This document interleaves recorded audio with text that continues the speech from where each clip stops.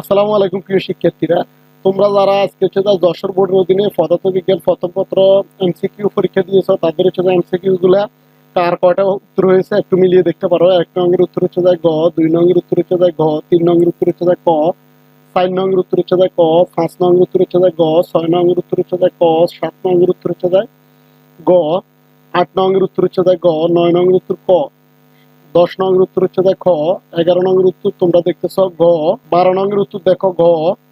12 নং ব্যাখ্যাটা এখানে খুব সুন্দর করে দেওয়া আছে, এটার উত্তরটা কিভাবে আসছে। 13 নং উত্তর যেগুলোর ব্যাখ্যা দেওয়ার ওইগুলো ব্যাখ্যা দেওয়া আছে, তোমরা ওটা নিয়ে টেনশন করার দরকার নেই। এখানে উদ্ভাসের থেকে আসলে সংগ্রহ করা খুব সুন্দরভাবে এরা সংগ্রহ করে।